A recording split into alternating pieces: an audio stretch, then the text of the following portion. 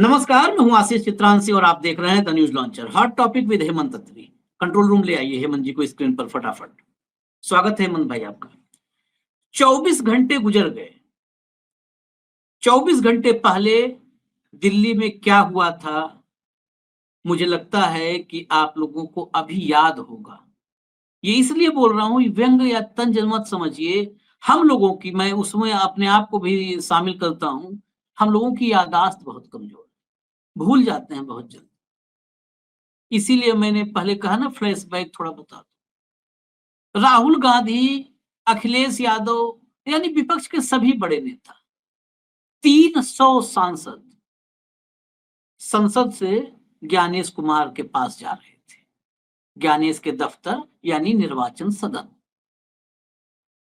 कुछ खास मकसद ऐसा नहीं था कि ज्ञानेश कुमार को घेरेंगे, ज्ञानेश कुमार से सबूत मांगेंगे, कुछ नहीं। एक ज्ञापन देना था। ये हमने कल ही बताया था आपको कि ज्ञापन देने जा रहे थे और कोई मकसद नहीं। एक ज्ञापन देने से 300 सांसदों को क्यों रोका गया? कल शाम तक, देर रात तक इस पर हमने माथापच्ची की, लेकिन हमें भी नहीं समझ में आया कि आखिर ज्ञापन देने से क्यों रोक दिया जाएगा। क्यों इस देश में इतना बवाल पैदा कर दिया जाएगा कि देश भर में घर घर, चौराहे चौराहे, दुकान दुकान चर्चा होने लगे कि ये तो तानाशाह सरकार हो गई है। भाई, सांसदों को ज्ञापन नहीं देने दे रही है, एलओपी को ज्ञापन तक के लिए परमिशन नहीं दिया जा रहा है, दिल्ली पुलिस बैरिकेडिंग लगा के रोक दे रही है। आखिर ऐसा क्यों? उसकी वजह पता चल गई है और ये सबसे बड़ा खुलासा है राहुल गांधी के इस निर्णय के बाद कि हम जाएंगे ज्ञानेश कुमार के दरवाजे पर। उसके बाद अब तक जब ये कार्यक्रम ला रहे हैं, सबसे बड़ा खुलासा राजीव कुमार पर एफआईआर, डिजिटल वोटर लिस्ट हो गया, इसके अलावा एसआईआर बंद, और फिर बीएलए पर एक बड़ा जरूरी फैसला जो सीधे सीधे उस थिंक टैंक से जुड़ता है जो 24x7 365 दिन चुनावी मैनिपुलेशन में लगी रहती है। तो वहां बीएलए फैक्टर 4 पॉइंट मैंने बताए, राजीव कुमार पर एफआईआर, बीएलए फैक्टर, एसआईआर बंद, और एक और था, मैं भूल गया 4 पॉइंट्स में, एक और पॉइंट डिजिटल वोटर लिस्ट। ये 4 पॉइंट थे जिनकी वजह से राहुल गांधी समेत 300 सांसदों को रोक लिया गया, बसों में ठूंस दिया गया और थाने में ले जाकर के बिठा दिया।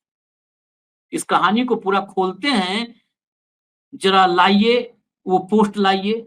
ये सांसद का पोस्ट है, किसी मतलब ऐसे नहीं कि चलते फिरते हमने कहीं से उठा लिया है।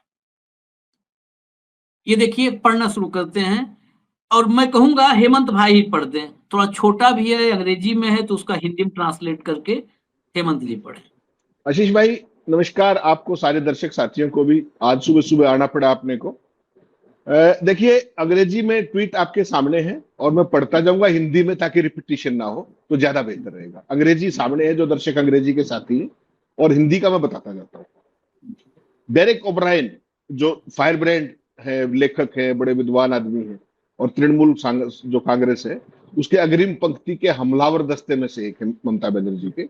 जब भी कोई मसला आता है संसद में, आपको पता है तो वो किस तरीके से उसको टेकअप करते हैं, बहुत एकेडमिकली, बहुत अखबारों में आर्टिकल्स भी लिखते हैं तमाम। वो क्या लिख रहे हैं आज 300 निर्वाचित सांसदों के साथ असल में क्या हुआ, मैं वर्बैटम पढ़ रहा हूँ, शब्द शब्द शब्द। अंग्रेजी में दर्शक पढ़ लेंगे, हिंदी में मैं बता रहा हूँ साथ साथ, बिना अंग्रेजी पढ़े। विपक्षी दलों के सांसदों ने चुनाव आयोग से मिलने का समय मांगा था। मोदी और अमित शाह की पुलिस ने हमें चुनाव आयोग के कार्यालय तक नहीं पहुंचने दिया, लेकिन इसके बजाय हमें पुलिस स्टेशन में धकेल दिया गया। हमें दोपहर 2:10 पर रिहा किया गया, इसलिए पूरा विपक्ष समय पर संसद नहीं पहुंच सका। नेक्स्ट पे ये 4 प्रमुख मुद्दे थे जो हम SIR with in brackets vote चोरी पर चुनाव आयोग को बताना चाहते थे। आशीष भाई ध्यान से, बताना चाहते थे। बताने में तो कोई खर्च नहीं होना चाहिए। आप मुझे कुछ भी बता सकते हो, मैं आपको कुछ भी बता सकता हूँ। मानना ना मानना, जो भी कुछ करना, वो आपका विशेषाधिकार है। हम कोई बात कहते हैं उसको स्वीकार करना ना करना दर्शकों का विशेषाधिकार है, लेकिन सुन तो सकते हैं ना, हम दर्शकों की भी सुनते हैं, दर्शक हमारी भी सुन लेते हैं।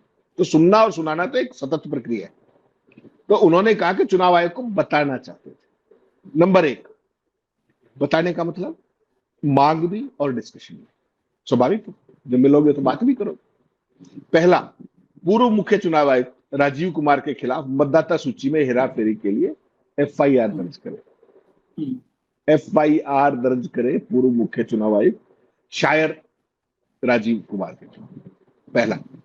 नंबर दो, आगे बढ़ते हुए मतदाता सूची का डिजिटलीकरण लागू करें, जो 2003 में हो चुका था। 2003 में एसआईआर 2003 के बाद नहीं हुई, आशीष भाई आपको याद होगा। और वो क्यों नहीं हुई थी? क्योंकि सारी सूचियां डिजिटलाइज हो गई थी और एपिक आ गए थे, वोटर आइडेंटिटी कार्ड आ गए थे, तो आप हर चीज को स्टेब्लिश कर सकते थे। तो ये जो नया जो आप लाते हो ना, टोपी उतारते हो और एक कबूतर निकाल लेते हो नया, वही सब कहते हैं ना अपने मजाक की भाषा में। तो ये ज्ञानेश कुमार गुप्ता नया कबूतर लाए थे, टोपी उतारी और एसआईआर का कबूतर निकाल दिया बिहार में। ये कबूतर उनको महाराष्ट्र में याद नहीं आया, मध्य प्रदेश में याद नहीं आया, छत्तीसगढ़ में नहीं आया, राजस्थान में नहीं आया, क्योंकि महाराष्ट्र में चोरी पकड़ी गई थी, इसलिए यहां पर ये एसआईआर लेकर के आए। महाराष्ट्र में वोट एडिशन था, वहां चोरी पकड़ी गई, तो बिहार में आपने नया प्रयोग किया, वोटर डिलीशन। तो ये डिलीशन की प्रक्रिया चल रही है, जिसपे कल माननीय सुप्रीम कोर्ट की सुनवाई भी, आपको याद होगा, कल जस्टिस सूर्यकांत की इसकी सुनवाई। नंबर 3, अब आगे से एसआईआर नहीं किया जाना चाहिए। विपक्ष शासित राज्यों में बुलडोजर नहीं, एसआईआर। यदि वर्तमान मतदाता सूचियों में खामी है तो केंद्र सरकार को इस्तीफा दे देना चाहिए। बात तो ठीक है। मौजूदा केंद्र सरकार कौन सी मतदाता सूचियों से बनी हुई है बताइए? कौन सी मतदाता सूची? पिछली मतदाता सूची। अगर एसआईआर की जरूरत थी तो उस चुनाव से पहले थी, लोकसभा चुनाव से पहले। आज जिन लोगों ने 2003 से जो वोट डालते आए हैं और जिन लोगों ने संसद में मोदी जी चुने हैं, वो बिहार का मुख्यमंत्री नहीं चुन सकते। तो ये चौथी से ये मांग थी। और चौथी और सबसे खतरनाक, आशीष भाई मैं इसको खतरनाक कहूंगा, ध्यान से सुनिएगा, खतरनाक मांग, कोई भी राजनीतिक दल BLA 2 का विवरण, प्रोफाइल, संपर्क और फोटो चुनाव आयोग के साथ साझा नहीं करेगा। सोच करके देखिएगा इसका मतलब कि आपका जो संवैधानिक संस्था है, अंग्रेजी है ये, इसको थोड़ा सा आगे बढ़ा दीजिएगा, सेकंड इसका पार्ट मैंने दिया वो बढ़ा दीजिएगा फिर।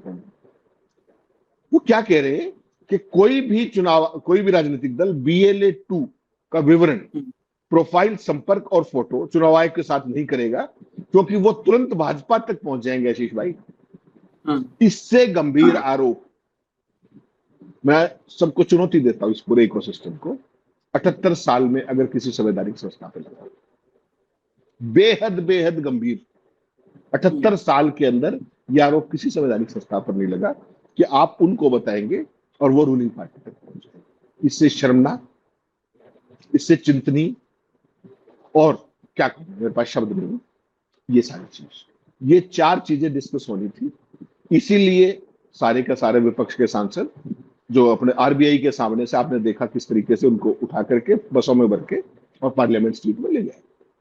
मेरे आपसे बिल्कुल साधारण सवाल, बिल्कुल साधारण, आशीष भाई आप, मुझे पता है you will grill me like anything, मैं आपसे एक साधारण सवाल पूछ रहा हूं। इस पूरे देश के अंदर भारतीय जनता पार्टी को छोड़ के आशीष भाई, किसी भी पार्टी ने, एनडीए की पार्टियों की बात कर रहा हूं, इंडिया को तो छोड़ दीजिए, वो तो सड़क पे, किसी ने भी इस मामले पर चुनाव आयोग के समर्थन में एक शब्द कहा है? किसी ने भी कहा? केवल भाजपा। नंबर 2, जिस गलती पर चुनाव आयोग की आवाज नहीं निकल रही, एक शब्द नहीं बोल रहे, सूत्र बता रहे हैं, आपकी प्रिय एजेंसी बता रही है, उसको समर्थन में कौन आ रहा है? भारतीय जनता पार्टी। क्यों आ रही है वो? क्या भारतीय जनता पार्टी को वोटर लिस्टों की सूचिता नहीं चाहिए? क्या उसको neat and clean voter list नहीं चाहिए? वो क्या मांग रहे हैं? Neat and clean voter list, जिसमें आपके घर का एड्रेस 00 ना हो, 000 ना हो, 000 ना हो, आपके पिताजी का नाम फादर ना हो, XYD और कुछ ना हो। यही तो मांग रहे हैं, या कुछ और मांग रहे हैं? भारतीय जनता पार्टी उस इंडिफेंसिबल को डिफेंड क्यों कर रही है जिसको खुद चुनाव आयोग और ज्ञानेश कुमार गुप्ता डिफेंड नहीं कर पा रहे? इसका जवाब है क्या? इसका कोई जवाब है क्या? ये पूरी का पूरी जो प्रक्रिया है, क्या ये संदिग्ध नहीं है?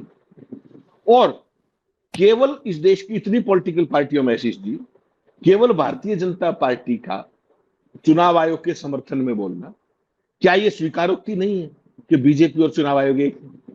मेरे आपसे साधारण सवाल है, एक कम पढ़ा लिखा आदमी, ज्यादा मुझे नहीं पढ़ा, अमित शाह जी और ये जितने भी लोग हैं, चुनाव आयुक्त गणेश कुमार, उससे पहले राजीव कुमार, उससे पहले आपके पता ही आपको सुभाष चंद्रा, और उससे पहले सुनील अरोड़ा, वो एक से एक विद्वान थे, और उन विद्वानों का किया धरा है कि जो आज स्थिति यहां तक पहुंची। जब सवाल यह है कि कोई दल इसका समर्थन नहीं कर रहा है, तो बीजेपी को क्या पड़ी है इसका समर्थन करने? और हकीकत क्या है? हकीकत देखिए आप, आज क्या हुआ, बड़ा इंपॉर्टेंट है आशीष भाई।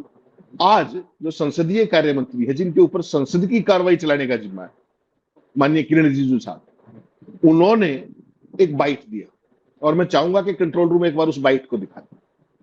उस बाइट में वो क्या कह रहे? चुनाव आयोग ने नहीं कहा, ये सूत्रों ने भी नहीं कहा, फिर ये एजेंसी ने भी नहीं कहा। आशीष भाई, किरण रिजिजू कह रहे हैं कि 30 लोग बुलाए थे, चुनाव आयोग में 150 लोग घुसेंगे क्या? सोच करके देखिए इस बात का मतलब क्या है। क्या रिजिजू साहब का संसद का सारा काम निपट गया कि जो वो चुनाव आयोग के उसमें आके खड़े हो गए? और कैसी जरूरत क्यों पड़ी कि उनको ये सब करना पड़े? और अगर यही बात कहनी थी, तो क्या चुनाव आयोग के पास कोई प्रवक्ता नहीं? क्या कोई जनसंपर्क अधिकारी नहीं? क्या कोई ट्वीट करने के लिए ट्विटर हैंडल नहीं? ये हो क्या गया? और ये बात तो जो वहां पर चुनाव आयोग की सुरक्षा में लोग खड़े हुए, वो भी बता देते। जब सारे सांसद गए तो बता देते, जैसे पहले जयराम रमेश और इन सबको बताया था कि केवल 2 प्रतिनिधि आएंगे अंदर, और जयराम रमेश को वहां बाहर बैठना पड़ा था। तो आज भी बता देते कि वो सुरक्षा गार्ड के इतने लोग आ सकते। लेकिन आज जो किरण रिजिजू ने जो कुछ लिखा है कि क्या 150 लोगों को एंट्री कर देते, इसका मतलब तो 150 कह रहे हैं वो, हालांकि लोग तो ज्यादा थे, सारे सांसद विपक्ष के थे। तो इसका मतलब तो क्या हुआ कि चुनाव आयोग सरकार का महकमा बन गया क्या? सवाल तो ये आएगा ना कि क्या चुनाव आयोग जैसे बाकी महकमे हैं सरकार के, एग्रीकल्चर, डिफेंस, फला, ये वो, क्या उसकी ओर से वो हिस्सा बन गया उसका? और उस पर जो जितने भी आरोप हैं, उनको जवाब देने का जिम्मा चुनाव आयोग का ना होकर के सत्ताधारी पार्टी के सर्विंग मंत्री करेंगे क्या आशीष भाई? ऐसा आपने आज तक, आप बहुत सीनियर जर्नलिस्ट हो, आपको सारी चीजों की समझ है, आप मुझे एक ऐसी रेफरेंस बता दीजिए जिसमें किसी संवैधानिक संस्था के बचाव के लिए केंद्र सरकार आई हो और संवैधानिक संस्था ने कंप्लीट चुप्पी साध ली हो, वो ट्विटरबाजी भी नहीं कर रही है, और वो एक एजेंसी के जरिए अपना सारा कर रही है, वो भी सूत्रों के अनुसार। और किस पर हमलावर है? वो देश के विपक्ष के नेता के ऊपर हमलावर है, जो एक संवैधानिक पद है। और बहुत सारे देशों में आपको पता है कि उसको, विपक्ष के नेता को कहीं ना कहीं शैडो प्राइम मिनिस्टर का दर्जा है, और वहां पर शैडो कैबिनेट भी। तो ये जो था कि मोदी जी ने नया भारत बनाया, और ज्ञानेश कुमार गुप्ता जो पिछली मीटिंग में बात कर रहे थे विपक्ष के साथ, वो क्या बातचीत कर रहे थे आशीष जी? वो यही बात कर रहे थे कि ये नया चुनाव आयोग है। तो ना तो आशीष भाई विपक्ष को ये पता था कि कौन सा चुनाव आयोग बना दिया है ज्ञानेश कुमार गुप्ता जी ने, ना तो उनको पता था, और ना चुनाव आयोग को पता था कि जो तुमने कह दिया नए चुनाव आयोग की बात, वो कहां जाकर के रुकेगी। सोच करके देखिएगा। तो आज देश जो है आजादी के 78वें साल के अंदर, जब आप 15 अगस्त मनाने जा रहे हो, आज 11 अगस्त है, वहां जो दिल्ली की सड़कों पर हुआ, उसने इस पूरे देश की जो 78 साल का जो अर्जित लोकतंत्र था, उसका सड़कों पर जुलूस निकाल के रख दिया, और किसी के पास कोई शब्द नहीं है कहने को, केवल शब्द निरपेक्षता में।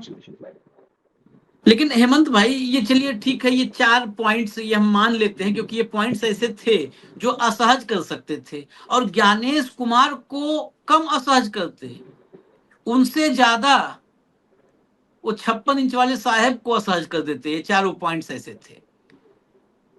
ये चारों पॉइंट्स अगर हम रेफरेंस में रखें और सुप्रीम कोर्ट में एसआईआर पर जो सुनवाई है, उस सुनवाई के साथ इसको संबद्ध करें, उसके साथ संबद्ध करें, क्योंकि वो भी सब आज ही, सब जो भी है आज की बड़ी खबरों पर हम चर्चा कर रहे हैं। जो कल हुआ वहीं से आज के लिए भी कनेक्शन जुड़ता है, खबरें जुड़ती हैं, सब खबरें धरती गोल सब जुड़ जाती हैं। तो अगर हम संबद्ध कर दें इन चारों पॉइंट्स को सुप्रीम कोर्ट में होने वाली सुनवाई के साथ, जो हो रही है सुनवाई उसके साथ, तो क्या आज का दिन बहुत महत्वपूर्ण नहीं है? मुझे लगता है 13 का इंतजार नहीं करना चाहिए। मुझे लगता है, ये निजी राय तो रख सकते हैं ना, 13 का इंतजार नहीं करना चाहिए। 13 को तो लोकतंत्र की, फिर वही बात है ना, लोकतंत्र और संविधान की 13 ही ना हो जाए। शब्द थोड़ा है आदमी को लगेगा खटकने वाला। 12 तारीख को निपटा दो ना भाई, है? अगर 12 को ये 4 पॉइंट्स की हम ज्ञापन भी ना दे पाए, एसआईआर नहीं है। एसआईआर मतलब वो सुनवाई सिर्फ इतने फ्रेम में नहीं है कि एसआईआर, वो एसआईआर कौन करवाएगा या कौन करवाता है, कौन करवा रहा है? चुनाव आयोग करवा रहा है। एसआईआर में धांधली के आरोप हैं। एसआईआर की ही धांधली से वो मतदाता सूची तैयार होती है, जो बिहार में देखा जा रहा है, 225 मतदाता एक घर में, हस्बैंड हस्बैंड, फादर फादर, ये सब देखा जा रहा है। तो आप उसको भी संबद्ध करिए ना। संविधान का कस्टोडियन कौन है? सुप्रीम कोर्ट है।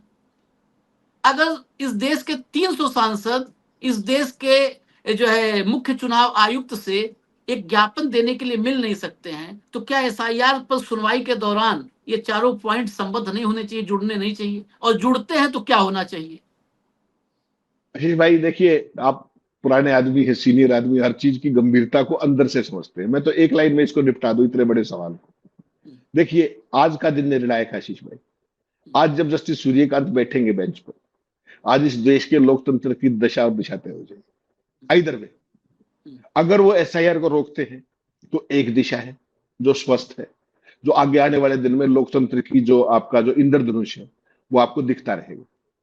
और अगर ये नहीं रुकता है और जो चल रहा है वही चलता रहता है, तो फिर जो आपने कहा वो शब्द थोड़े से अच्छे नहीं है, तो उसको रिपीट करने का भी कोई मतलब नहीं। तो ऑबिचुरी लिखने के लिए तो मुझे नहीं लगता कि कोई भी संवैधानिक संस्था किसी केस में हियरिंग के लिए बैठती है। हर चीज अच्छे के लिए होती है। पिछली सुनवाई का मैं केवल रेफरेंस दे देता हूं आपको। आपसे जब मैं और आप बात करें, इसके कुछ ही घंटों के बाद सुप्रीम कोर्ट इस पर हियरिंग करने वाला है। उस पर जो कोर्ट अनकोर्ट ये कहा था जस्टिस सूर्यकांत ने, जो वुड बी चीफ जस्टिस है इस देश के, उन्होंने क्या कहा था कि अगर बड़े पैमाने पर वोट कटते हैं तो हम देखेंगे और हम हस्तक्षेप करेंगे। तो अभी तक चुनाव आयोग ने इस पूरे मसले पर, आपने देखा लगातार हियरिंग हुई, 2 बार 3 बार जो भी हुई। पहले हियरिंग में जो पहली हियरिंग हुई थी उसके बाद, उस टाइम तो नोटिस था तो जवाब आया नहीं था, जो जवाब तो उसके बाद आया। चुनाव आयोग का रुख देखिए एक बार आप, और एरोगेंस भी कहूंगा, एरोगेंस, अहंकार, कि चुनाव आयोग ने जो पहली हियरिंग की थी इस मामले पे, और वो किसकी थी? एडीआर की। और उसमें प्रशांत भूषण और कंपनी ने वो सारा डाली थी, जो याचिका डाली थी। कांग्रेस भी थी उसमें, तमाम याचिका करता है। उसमें आपने हियरिंग सुनी हो तो आपने क्या कहा था उसमें? जो जो इलेक्शन कमीशन का वकील था, क्या कह रहा था? उसने मेरिट पर एक भी बिंदु पे डिस्कशन नहीं किया। और उसने क्या कहा कि आप हमें करने दीजिए, हमारी ड्राफ्ट लिस्टें आने दीजिए और उसके बाद फैसला कर लीजिए। यही कहा था ना। और ये भी कहा था उसमें कि साहब हमें कोई भी डायरेक्शन मत दीजिएगा कोई डॉक्यूमेंट जोड़ने के लिए। ये भी याद होगा आपको। तो कोर्ट ने कहा नहीं, हम आपको आदेश नहीं सुझाव देते हैं। सुझाव कि आप ये 3 डॉक्यूमेंट जोड़ लीजिए, आधार, वोटर आइडेंटिटी कार्ड और राशन कार्ड। तो कपिल सिब्बल ने कहा कि साहब ऐसे नहीं, अभिषेक मनु सिंघवी ने, सॉरी, उन्होंने कहा कि साहब इसको ऑर्डर में नोट करवा दीजिए आप, ताकि ये मान जाए। तब वो ऑर्डर में नोट करवाएंगे। उसके बाद जवाब आया, रिप्लाई जिसको कहते हैं, फाइल। उसमें क्या कहा उन्होंने कि ये तो लागू करना संभव नहीं, ये कहा। उसके बाद तमाम लोगों ने ये कहा कि साहब कितने लोगों ने फॉर्म जमा नहीं कराए, कितने लोगों ने डॉक्यूमेंट जमा नहीं कराए, ये जानकारी भी माननीय अदालत को दिया जाना चाहिए। अब कल तो जवाब फाइल हो गया, आपके पास भी कॉपी है, मेरे पास भी है, कहो तो दर्शकों को दिखा भी देते हैं, बहुत भारी भरकम मामला है। लेकिन क्या उसमें सुप्रीम कोर्ट का सजेशन मान लिया? क्या कितने लोगों के फॉर्म नहीं आए ये बता दिया? क्या उससे भी महत्वपूर्ण बात क्या है कि कितने लोगों ने डॉक्यूमेंट जमा नहीं कराए ये बता दिया? क्या हियरिंग किस बात पे करोगे? आपने जो इंस्ट्रक्शंस दी थी, आपने जो सजेशन दिए थे, आपके स्वीकार कर लिए क्या? जब मैं आपका कोई सजेशन सुनने को तैयार नहीं हूं, आप मुझे क्यों सुनोगे? आप तो जज बेंच पे बैठे हुए, you are the would be CJI. आपके पास इस लोकतंत्र की रक्षा का बहुत बड़ा दायित्व है। तो ये सारा आशीष भाई, कल का जो दिन है और आज का दिन जो है 13 तारीख, और कल का दिन 14 और 15 तारीख को देश की आजादी का स्वतंत्रता दिवस है। तो ये 3 दिन और आज का दिन जो आज सुप्रीम कोर्ट में जो कुछ होने वाला है, वो इस देश के लोकतंत्र की दशा और दिशा तय करने वाले हैं। और राहुल गांधी जिस रास्ते पे निकल पड़े हैं उसमें देर इज, अंग्रेजी में एक शब्द ना, there is no looking back. और जिस तरीके से विपक्ष ने आज आईना दिखाया, जिस तरीके से वो राजीव कुमार कहाँ है आज? वो आज क्यों नहीं बुलाया आपने उनको? राजीव कुमार को बुलाते हैं, शेरो शायरी सुन लेते हैं आप। गजब शेरो शायरी करते हैं भाई वो। किसी देश के मीडिया चैनल को राजीव कुमार ने मिलाया। वो जो कह रहे थे ना कि रिटायर होने के बाद में हिमालय पे जाऊंगा, स्वास्थ्य लाभ करूंगा, अब पता नहीं हिमालय पे गए हैं कहीं इधर उधर जो है। लेकिन इसलिए मैं कहता हूं आपको कि ऐसे दोस्त जो कल को पूरी आपकी वैधानिक स्थिति को ही दिक्कत में डाल दे। भाई ठीक है, सरकारें आती है जाती है, पहले भी गई है आई है, ऐसी स्थिति क्रिएट करके रख दी कि मेरिट पर, जो राहुल गांधी ने रिसर्च की है वहां पर, मेरिट पर उसका जवाब पैरावाइज ना तो चुनाव आयोग के पास है और ना सरकार के पास है। ऐसी स्थिति आपने कभी नहीं देखी होगी। मैं उस 4 पॉइंट को जो लाया सुप्रीम कोर्ट तक पहुंचाया, क्यों पहुंचाया था? सूर्यकांत, जस्टिस सूर्यकांत सीजीआई होने वाले हैं। जस्टिस सूर्यकांत, मैं तो हाथ जोड़ के निवेदन करूंगा कि थोड़ा सा तो ईगो पे ले लेना चाहिए भाई। नहीं होता, इसको लोग कहते हैं कि ईगो नहीं होनी चाहिए, लेकिन मैं कहता हूं थोड़ा सा ईगो पे ले लेना चाहिए। शुरुआत किया हेमंत जी ने कहां से? सुझाव से। सुझाव दिया, वोटर आईडी, आधार, जो है इसको राशन कार्ड, इसको आप शामिल कर लो। सुझाव खारिज कर दिया। आगे कहा 65 लाख मतदाता जो डिलीट किए हैं आपने, उनका नाम पता दे दो, मतलब उनकी डिटेल दे दो। कहा हम बाध्य नहीं है, नहीं दिया, नहीं दिया। उसके बाद सोचिए, देश का सीजीआई, सीजीआई के कहने पे तो तख्तो ताज हिल जाते हैं भाई। हाई कोर्ट के जस्टिस ने इंदिरा गांधी का निर्वाचन रद्द कर दिया था। CJI chief justice of India तख्तो ताज हिल जाए। नहीं सुना, दो दो बार, एक सलाह नहीं सुना और एक आदेश नहीं सुना। दूसरा तो आदेश था कि 65 लाख का अपडेट दीजिए। उसके बाद अभी एक पॉइंट और है, शायद आपके संज्ञान में आया कि नहीं। फिर पता है कल जो है 10 तारीख के शाम में, शायद 10 तारीख के शाम में, चुनाव आयोग ने जो सुप्रीम कोर्ट में एक बात और रखी कि एडीआर की याचिका खारिज की जाए। ठीक, और आगे सुनिए, ये एडीआर की याचिका खारिज की जाए और एडीआर पर जुर्माना एक्स्ट्रा लगा दिया जाए।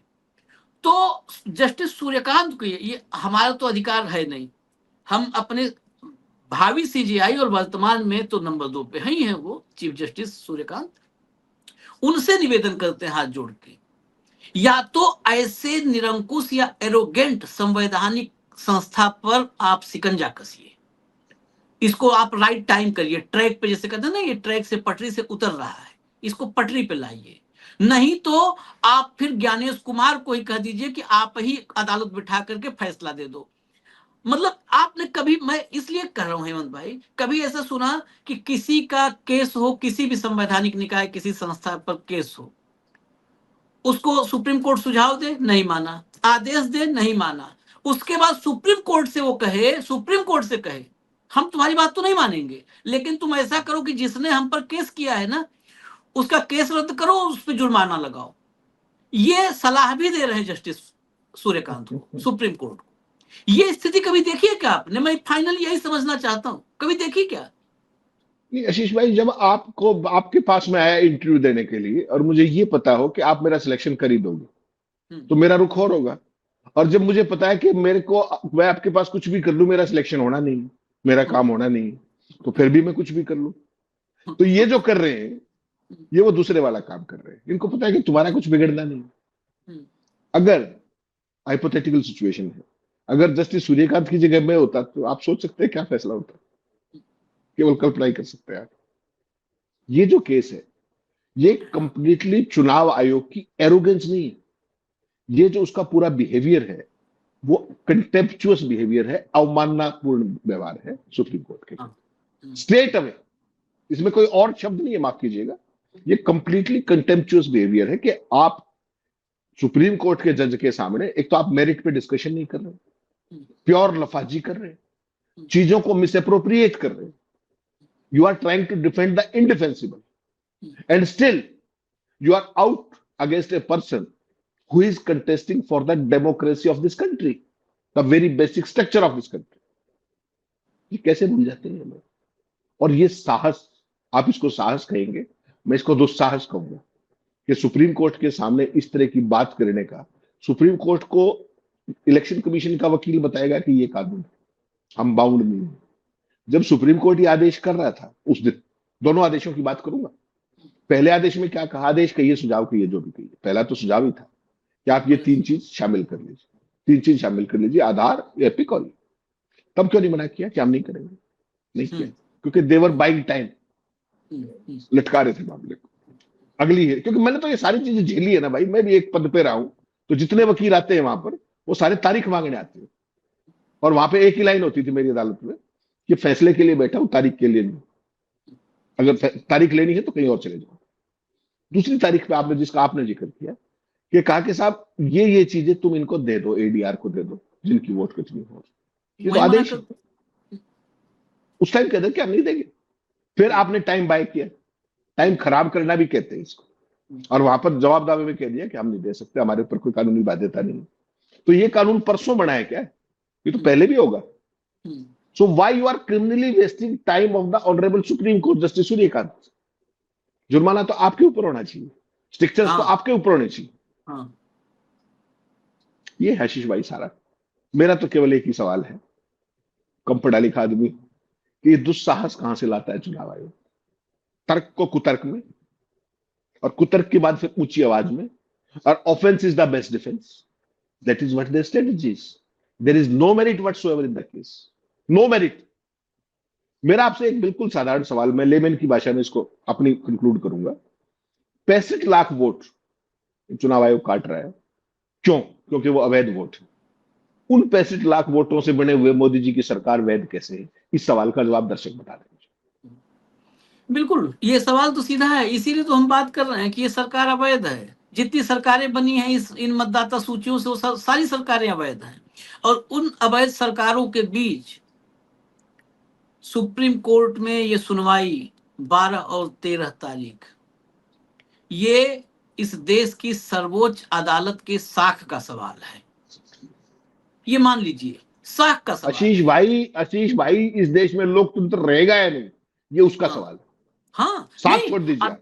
अदालत की भी, अदालत फिर पता है, हाँ? फिर खाली हेमंत अत्री, आशीष चित्रांशी या किसी आम आदमी, गरीब आदमी, उसी पर अवमानना आप करेंगे, उसी की बातों पर आप नाराज होंगे। फिर आप इसका मतलब मान लीजिए कि निशिकांत दुबे, आप कुछ भी कहे, वो तो एक तरीके से गाली ही दिया निशिकांत ने। निशिकांत दुबे, चुनाव आयोग, जो भी मतलब सत्ता के साथ या सत्ता के हाथ जो भी है, उसके सामने अगर अदालत, इस देश की सर्वोच्च अदालत जुबान बंद कर लेगी, न्याय को रोक देगी, तो फिर डेमोक्रेसी, संविधान तो गए गया। और डेमोक्रेसी, संविधान, एक बात समझिए, जब भी संविधान का कस्टोडियन किसे कहते हैं? हम लोग सुप्रीम कोर्ट को ही कहते हैं ना। अगर किसी खजाने का चौकीदार जो है, पहरेदार, रक्षक किसी खजाने का है, और खजाने का रक्षक ऐसा हो कि वो पीठ दिखा के भाग जाए 4 आदमी के आने पे, तो खजाना लुट गया ना खजाना। तो वही बात है जो आपने कहा, सब जुड़ा है कि संविधान और लोकतंत्र के लिए भी यही आखिरी तारीख होगी, पता चल जाएगा कि रहेगा कि नहीं। अगर ये कस्टोडियन, संविधान का कस्टोडियन यानी अंडरस्टूड है लोकतंत्र का कस्टोडियन, तो संविधान का कस्टोडियन अगर नहीं साख बचाया तो लुट गया सब कुछ, जिसके लिए इस देश ने बहुत कुर्बानियां दी हैं। बार बार एक बात हम लोग कहते हैं, अर्जित लोकतंत्र है, ये खैरात का नहीं है, अर्जित है। चला जाएगा। इजाजत दीजिए हमें, हम फिर आएंगे बड़ी खबर के साथ। हॉट टॉपिक विद हेमंत अत्री में इतना ही, फिर मिलेंगे। नमस्कार, धन्यवाद हेमंत भाई।